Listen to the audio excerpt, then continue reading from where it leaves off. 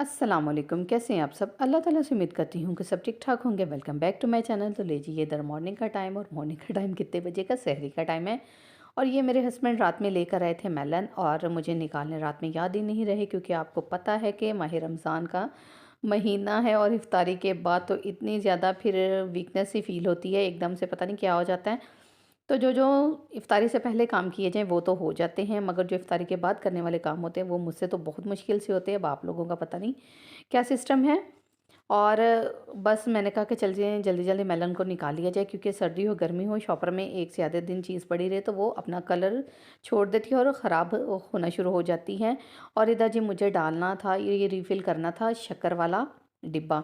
और शक्कर आई घर में ना, ये तकरीबन 2 दिन हो गए थे, तो मुझे डालना ना टाइम ही नहीं मिल रहा था। तो मैं अभी मॉर्निंग में ना आटा मैंने निकाल कर रख लिया था, और मैंने कहा चले ना सहरी बनाने में भी काफ़ी टाइम है, क्योंकि मैं ना 3 बजे का अलार्म लगा के सोती हूँ, तो 3 बजे मैं उठ जाती हूँ, क्योंकि नमाज़े तहज्जुद भी पढ़नी होती हैं।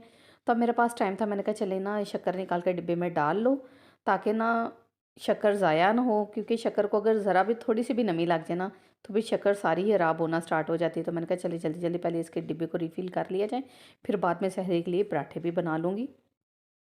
और जितनी जार में है उतनी मैंने डाल दी है। शक्कर तकरीबन 1 किलो थी, और जो बाकी बच गई मैंने कहा वो बोल में डाल देते, क्योंकि जो आप सहरी में इस्तेमाल करनी है वो इसी में से इस्तेमाल कर लेंगे। और ये दही भी मैंने निकाल ली है, और दही को भी मैं रख दूँगी इधर ही। और इसको मैं ना निकाल कर, मैंने कहा एक दफ़ा इसको फेंट लेती हूँ। और आटे को मैंने पहले से निकाल कर रखा हुआ था, और आटा सहरी के लिए मैं रात को गूँध कर रखती हूँ। ये आप लोगों को पता है जो रेगुलर मेरे व्लॉग्स को देखते हैं। और अब मैंने कहा इसको ना एक दफ़ा ही फेंट लेती हूँ, ताकि बार-बार जो बॉल में डाले और फेंटे, तो एक दफ़े डोंगे में फेंट लेती हूँ, ताकि जिन्होंने खाना है ना उनका टाइम बच जाए। क्योंकि मेरे पास तो टाइम था, तो मैंने कहा चले ना जल्दी-जल्दी ये सारे काम को समेट लेती हूँ। और इधर जी मैं बनाने लगी हूँ रोटियाँ। और जो चीज़ मैं रेडी कर रही थी वो साथ-साथ मैं टेबल पे रख रही थी, ताकि सारी चीज़ें मैं टेबल पे जब रख लूँगी ना, फिर मैं सबको जगा दूँगी। क्योंकि मुझे तो यूँ रमज़ान माह रमज़ान का ना सबसे मुश्किल काम यही लगता है, सबको जगाना। क्योंकि इतना तो सहरी बनाने पे मेहनत नहीं होती जितनी जगाने पे हो जाती है। बच्चे उठते ही नहीं हैं, पता नहीं उनको क्या मसला है। और जब ना जगाओ तो फिर अगर बाय चांस रोज़ा छूट जाए तो सुबह उठ के रोते हैं। और इधर जी रोटियां भी बन चुकी हैं, और सारी चीज़ें मैंने रख दी हैं टेबल पे। और अब मैंने सोचा कि चले पानी रह गया, पानी भी रख देती हूँ। और पानी रखने के बाद फिर क्या हो जाएगी ड्यूटी स्टार्ट जगाने की। उठ जाओ, इतना टाइम रह गया है, रोज़ा रख लो, रोज़ा रख लो। ये सबसे मुश्किल ड्यूटी है। कि आपके घरों में भी ऐसा ही होता है, बच्चे उठते हुए तंग करते हैं कि नहीं करते? मुझे कमेंट बॉक्स में कमेंट करके ज़रूर बताइएगा। तो जो अभी तक मेरे चैनल पे नए हैं वो जल्दी जल्दी से मेरे चैनल को सब्सक्राइब करें, लाइक करें और शेयर करें। और साथ में देखिए बेल आइकन को प्रेस करना बिल्कुल मत भूलें, क्योंकि उससे मेरी हर नई आने वाली वीडियो की नोटिफिकेशन सबसे पहले आप तक पहुंचेगी। नोटिफिकेशन आप तक पहुंचेगी तो जाहिर है आपको ज़बरदस्त से और टिप्स वाले व्लॉग देखने को मिलेंगे। और इधर जी उठ चुके हैं बच्चे, और मैंने सहरी बना ली थी। तो मैं इधर आई थी टेरेस में, क्योंकि सुबह सुबह जब टेरेस में जाओ ठंडी ठंडी हवा, और आजकल तो वैसे भी बड़ा मज़ेदार सा मौसम हुआ है बारिश वाला। और मैं इधर आई थी टेरेस में, और बेटा कर रहा था वज़ू।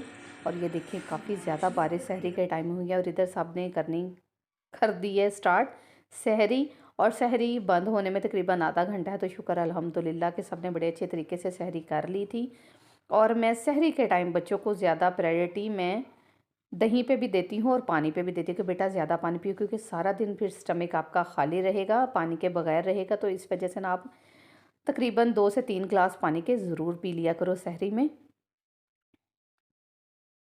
और इधर जी शुक्र अल्हम्दुलिल्लाह सबने सहरी कर ली, और अब आ चुकी हैं नमाज फ़जर की बारी। और अब सारे बारी बारी नमाज़ पढ़ेंगे, और नमाज़ पढ़ने के बाद फिर क्या होगा, फिर एज़ यूजुअल सारे सो जाएंगे। और फिर सारा दिन देखेंगे क्या क्या काम करने हैं।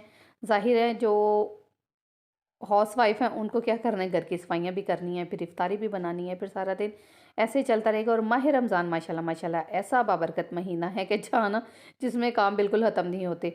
और इधर जी सहरी के बाद थोड़ी देर सो गए थे, और अब मुझे करनी थी सफाइयाँ। और इतनी वो जो डीप क्लीनिंग है वो तो नहीं करनी, बस साथ साथ ही हल्की फुल्की करनी है सफाइयाँ, क्योंकि रमज़ान आने से पहले माशाल्लाह माशाल्लाह से अच्छे तरीके से सारे घर की डीप क्लीनिंग कर ली थी। और वैसे भी झाड़ू लगाते हुए जहाँ मुझे दीवार पे कोई चीज़ डस्ट वगैरह नज़र आती है ना, तो ये फूल झाड़ू से मैं साथ साथ ही दीवारों को साफ़ करती रहती हूँ। फिर इसका ये होता है कि इतनी ज़्यादा डीप क्लीनिंग हमें नहीं करनी पड़ती, जब हम डेली के डेली घर को ऐसे मैनेज करेंगे। और इधर जी ये देखिए हो चुका है अब इफ्तारी का टाइम, सहरी और इफ्तारी बस माह रमज़ान तो इसी चीज़ में गुजर जाता है और इबादतों में गुजर जाता है। और साथ साथ ज़ाहिर है जब वहाँ जहाँ हमने इबादत करनी है तो घर वालों को भी देखना हमारा फ़र्ज़ है। और ये भी एक ज़िम्मेदारी है जो अल्लाह ताला ने हमारे ऊपर लगाई है और इसको भी हमें पूरा खुश असलूबी से सरअंजाम देना है। तो आज मुझे बनानी थी फिर पकौड़ी और उसके लिए मैंने कहा चले ना थोड़ा सा नीम गर्म पानी करके इसको पकौड़ियों को भिगो दूंगी। फिर उसका ये फ़ायदा होगा कि टाइम बच जाएगा, क्योंकि ये ठंडे पानी में भी बड़ी अच्छी तरीके से सोख हो जाती है, मगर जब जल्दी करना हो तो फिर मैं थोड़े से नीम गर्म पानी में भिगो लेती हूँ। और इधर मैंने पकौड़ियों को भिगो लिया और इधर आलूओं को मुझे कट करना था और आलूओं की मुझे बनानी है फ्राइज़। और पकौड़ियों के लिए मैंने चनों को पहले से बॉयल करके फ्रीज़ किया हुआ है और आलू मैंने छोटे छोटे कट करके उसके लिए पकौड़ियों के लिए मैंने रख दिए थे। और अब ये मुझे फ्राइज़ बनानी थी और उसके लिए अब मुझे करने हैं आलूओं को कट। और माशाल्लाह माशाल्लाह से बच्चे इफ्तारी में फल वगैरह को इतना पसंद नहीं करते जितने इतने स्पाइसी चीज़ों को पसंद करते हैं। हालांकि इसका फ़ायदा तो कोई नहीं है, बट ये है कि बच्चों को कौन समझाए, बच्चों की अपनी ही दुनिया है और उनकी अपनी ही मस्तियां हैं, वो किसी बात को नहीं देखते। तो आज बस जी छोटे बेटे की डिमांड थी कि मामा जी हमें ना थोड़े से स्पाइसी फ़्राइज़ बना के दें। मैंने कहा चलो ठीक हो गया, मैं आपको फ़्राइज़ बना देती हूँ। कुछ ना कुछ बनाना तो है आपके लिए, मगर अगर ये है कि जो आपको पसंद है हम वो बना लें, क्योंकि पहली प्रायोरिटी यही होती है कि बच्चे पेट भर कर सहरी भी कर ले और इफ्तारी भी कर ले। और इधर मैं फ़्राइज़ को कट कर लूँगी और फ्राइज़ को कट करके मैंने पानी में भिगो दिया थोड़ी देर के लिए। मैंने कहा ये अच्छे तरीके से ना थोड़ा सा मट्टी वगैरह और जो इसकी वाइट वाइट हो वो क्या होता है वो झाग सी वो भी निकल जाए। और इधर ना मुझे आज बनानी है कबाब हांडी कढ़ाई, तो उसके लिए मुझे करना था प्याज कट। मैंने कहा चले ना तब तक प्याज को कट कर लिया जाए, क्योंकि साथ साथ ही मैंने एक से दो काम स्टार्ट कर दिए थे। फिर इसका ये होता है ना कि बड़ा फ़ायदा होता है, दो से तीन चीज़ें इकट्ठी बन भी जाती हैं और टाइम भी बच जाता है। मुझे तो ऐसे ही लगता है कि टाइम बच जाता है, क्योंकि जब हम एक से दो चीज़ें इकट्ठी इफ्तारी में बनाना स्टार्ट करेंगे ना तो वाकई हमारा टाइम बचेगा ही बचेगा। और इधर प्याज को मैंने अच्छे तरीके से वॉश किया और अब मैंने डाल दी कढ़ाई में। और कढ़ाई में डालने के बाद अब हम इसमें ऑयल डालेंगे और फिर इसको हम पकने के लिए छोड़ देंगे जब तक ये लाइट ब्राउन नहीं हो जाता। और प्याज को धोकर डालने का ये फ़ायदा होता है कि ये थोड़ा सा ना नरम हो जाता है, फिर जब ऑयल डालें तो फिर ये ज़्यादा जल्दी गल जाता है। और इधर जी जब तक उधर हो रहा है हमारा प्याज लाइट ब्राउन, और अब हम इधर फ्राइज़ को कोटिंग के तैयार कर लेते हैं। इसकी यही फ़ायदा होता है कि दो चीज़ें हैं जब हम इकट्ठी रेडी करेंगे, उधर हमारा खाना भी बन जाएगा और इधर हमारे फ्राइज़ भी तैयार हो जाएंगे। और इधर अब मैं बेसन ले लूँगी और बेसन डालने के बाद ना अगर आप इसमें कॉर्नफ्लोर डालना चाहें तो डालें, नहीं तो बेसन से भी बड़े ज़बरदस्त बन जाते हैं। और अब इसमें मैं सारे स्पाइसेस ऐड कर लूँगी जो रेगुलर हम यूज़ करते हैं। और आपको पता है कि जब रोज़ा रखा हो ना तो वॉइस ओवर करते हुए पता नहीं ज़ुबान फिसल रही होती है, इसकी क्या वजह है। और ये फ्राइज़ बनाते हुए ना अगर आप लहसुन अदरक का पेस्ट भी डालना चाहें ना तो वो भी डाल दें, उससे बड़े ही ये क्रंची सा इसमें टेस्ट आ जाएगा। और आज मैंने सोचा था कि इसमें ना खुश्क मेथी को ऐड करूँगी, क्योंकि मैं चाह रही थी कि ये फ्राइज़ को ना थोड़ा सा नए टच से बनाओ। और आप यकीन करें कि खुश्क मेथी डालने से ना इसका इतना मज़े का टेस्ट आया था ना। और अभी सारे स्पाइसेस डाल के ना मैं इसको ऐसे ही मिक्स कर रही हूँ कि फिर बाद में पता चल जाएगा कि जितना हमें पानी डालना है उतना डालेंगे। अभी से इसको मिक्स किए बगैर जब हम पानी डालते हैं ना फिर पता नहीं चलता और हमारा मिक्सचर ना थोड़ा सा पतला हो जाता है। और इसके लिए मुझे थोड़ा ड्राई ड्राई रखना था। और अब मैं इसमें डाल दूँगी खुश्क मेथी। और आप फ्राइज़ को बनाते हुए खुश्क मेथी का ज़रूर इस्तेमाल करें और आप यकीन करें कि आप कहेंगे कि आपको किसी ने रेसिपी बताई है। इतने मज़े के हमारे फ्राइज़ बने थे। और इधर जी मैंने कहा चले देख लेते हैं प्याज को भी। प्याज में मैंने ना खुश्क कह रही हूँ खड़े गरम मसाले भी सारे ऐड कर दिए। वो किया है मैंने, बड़ी इलायची ऐड की है, छोटी इलायची, थोड़े से मैंने लौंग ऐड किया, दालचीनी ऐड करी और तेज़पत्ता भी इसमें ऐड कर दिया। और इधर ये देखें वो प्याज हमारा हो रहा है, मैंने उस पे ढक्कन दे दी ताकि अच्छे तरीके से गल जाए। और फ्राइज़ को मैंने मैरिनेट कर लिया था और साथ ही मैंने कढ़ाई भी रख ली है। मैंने कहा उधर ना हमारे कबाब कढ़ाई भी रेडी हो जाएगी, हांडी कबाब कढ़ाई, और साथ ही हमारे फ्राइज़ भी बन जाएंगे। और इधर देखिए जी प्याज हमारा बिल्कुल हो चुका है रेडी, यानी कि लाइट ब्राउन हो चुका है। अब मैं कबाब पकड़ूंगी और इसमें डाल दूंगी। और उधर साथ साथ हमारे फ्राइज़ भी बन रहे हैं। और कबाब मैं वो डालूंगी जो मैंने पहले से फ्रीज़ करके रखे हुए थे, उसकी वीडियो मैं ऑलरेडी अपने चैनल पे दे चुकी हूँ। और ये मैंने माह रमज़ान के फ्रोज़न आइटम में आपको ये बनाना बताए थे।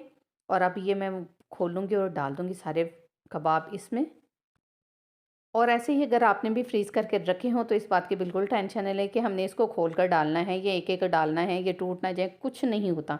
ऐसे ही कबाब वो प डिब्बे को खोलें और पूरे जमे हुए इसमें डाल दें और फिर इसके ऊपर ढक्कन दे दें, ये खुद ब खुद खुल जाएँगे और बिल्कुल नहीं टूटेंगे। आपने इस बात का बिल्कुल परेशान नहीं होना कि ये टूटना चाहिए, हम 1 बाय 1 करके इसको डालेंगे, ये खुलेंगे तो फिर डालेंगे, कुछ नहीं होता। ऐसे ही पकड़ें और ढक्कन देके इसको स्टीम पे रख दें और जब आप वो चम्मच से हिलाएँगे ना, तो ये लैदा-लैदा ही होंगे, टूटेंगे बिल्कुल नहीं, अगर आपने इसकी मैरिनेशन अच्छे तरीके से करके इनको फ्रीज़ किया होगा। और अब ये साथ होते रहेंगे और साथ उधर देखिए हमारे फ्राइज़ भी हो चुके हैं और अब इसको मैं निकाल लूँगी और निकालने के बाद फिर जो बाकी रह गए फ्राइज़ वो डाल देंगे।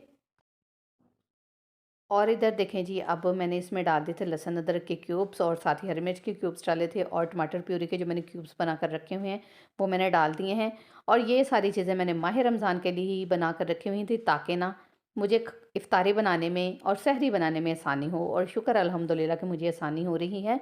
और अगर आपने भी मेरे व्लॉग्स देखकर इन चीज़ों को फॉलो किया होगा तो इंशाल्लाह आपको भी आसानी हो रही होगी। और अब इसमें मैं रेगुलर मसाले यानी कि कुछ धनिया पाउडर शामिल करूँगी, सुर मिर्च का पाउडर, हल्दी पाउडर और नमक शामिल करूँगी और उसको शामिल करने के बाद फिर इसको हम थोड़ा-सा पानी शामिल करेंगे और फिर इसको हम क्या करेंगे, फिर हम इसको भूनेंगे अच्छे तरीके से। और अब ये देखिए कबाब हमारे काफ़ी हद तक ही इसको मैंने भून लिया है और इसमें भी मैंने डाल दी है खुश्क मेथी। मैंने कहा धनिया नहीं डालते कढ़ाई में, खुश्क मेथी डालते हैं। और आप देखें मेथी डालने की देर है, हमारे कबाब हांडी की कितनी ज़बरदस्ती लुक आ गई। और आप यकीन करें टेस्ट भी इतना कमाल का आया था। मैंने कहा चले माह रमज़ान से पहले जो मेहनत की हुई है इंशाल्लाह उसका माह रमज़ान में मुझे तो बड़ा फ़ायदा हो रहा है। और इधर मैंने थोड़ी सी हरी मिर्चें डंडी समेत साबुत ही डाल दी और इसकी आप लुक चेक करें, और जितनी ये देखने में मज़े की लग रही है ना उतनी मज़े की ये बनी भी थी। और इधर जी कबाब हांडी हमारी हो चुकी है रेडी। इसके नीचे से मैंने फ्लेम को कर दिया ऑफ और अब इसका मैं ढक्कन दे दूँगी। और उधर फ्राइज़ भी मैंने सारी बना ली थी। और अब मुझे बनाने हैं थोड़े से पकोड़े, जिसका मिक्सचर ना कल रात में मैंने ज़्यादा बना लिया था तो ये पड़ा हुआ था, मैंने कहा ज़ाया ना हो जाए, इसके भी हम पकोड़े बना लेते हैं। और इधर ये देखिए छोटे बेटे को मैंने कहा था कि चले ना आप स्ट्रॉबेरी शेक बना लो, तो वो इधर स्ट्रॉबेरी शेक बना रहा है। और उधर मैंने भी डन कर ली है अपनी इफ्तारी, पकोड़े भी बन गए, फ्राइज़ भी बन गई और खाना भी हमारा बन चुका है। और अब खजूरें वगैरह वॉश करके वो भी मैंने पहले से पैकेट बनाकर रखे हुए हैं और ये अब इधर बना लेगा बेटा शेक। और फिर मैं सारी चीज़ों को लगा दूँगी टेबल पे और इफ्तारी का भी टाइम होने वाला है। और अब इधर जी सारी चीज़ों को मैं वन बाय वन पकड़ूँगी और टेबल पे लगाती जाऊँगी, क्योंकि टेबल पे सारी चीज़ें लग जाएँगी ना, फिर कोई टेंशन नहीं होगी। आराम से जब इफ्तारी का टाइम होगा सारे वज़ू करेंगे और बैठेंगे उधर और सबसे पहले दुआ माँगे और गे और फिर इफ्तारी करेंगे स्टार्ट। और इधर देखिए जी ये भलियाँ भी मैंने कर ली हैं रेडी और चने भी मैंने ऑलरेडी बॉईल करके फ्रीज़ किए हुए हैं। और हरी चटनी के भी क्यूब्स बनाकर मैंने रखे हुए हैं, तो भलियाँ बनाने में मुझे बहुत ज़्यादा आसानी हुई थी, मगर इसकी वीडियो मैं नहीं बना सकी क्योंकि आपको पता है कि इफ्तारी के टाइम कितनी अफरा तफरी होती है, तो बस कुछ कुछ क्लिप्स मैं बना सकी, कुछ नहीं बना सकी। और ये समोसे मेरा बेटा अपने लिए मार्केट से ले आया था, क्योंकि इतना टाइम नहीं होता कि सारी चीज़ें बनाकर फ़ौरी घर में दे दी जाए। और इधर बस अब रोज़ा खुलने ही वाला है, सारी चीज़ें मैंने लगा दी हैं। अब मैं बच्चों को दे रही हूँ आवाज़ के वज़ू करके और अब करो आप इफ्तारी स्टार्ट। और इधर शुक्र अल्हम्दुलिल्लाह कि तीसरी सहरी सहरी कह रही हूँ, तीसरी इफ्तारी हमारी डन हो चुकी थी और सब ने रोज़ा खोल लिया था, बल्कि अभी खोल रहे थे। और फिर इसके बाद रोज़ा खोलने के बाद नमाज़ मगरिब अदा की जाएगी और फिर अल्लाह ताला खैर करे, अपनी रहमतों को इस साए में रखे सबको। फिर इंशाल्लाह चौथे रोज़े की बारी आ जाएगी और वो भी इंशाल्लाह सारी रूटीन आपसे शेयर करूँगी। और यहीं पे करूँगी मैं आज के अपने व्लॉग का एंड। और मुझे पूरी उम्मीद है कि मेरी थर्ड सहरी और इफ्तारी का व्लॉग आपको ज़रूर पसंद आया होगा। नेक्स्ट व्लॉग के लिए देखते रहें एसएस फूड किचन। अल्लाह हाफिज़।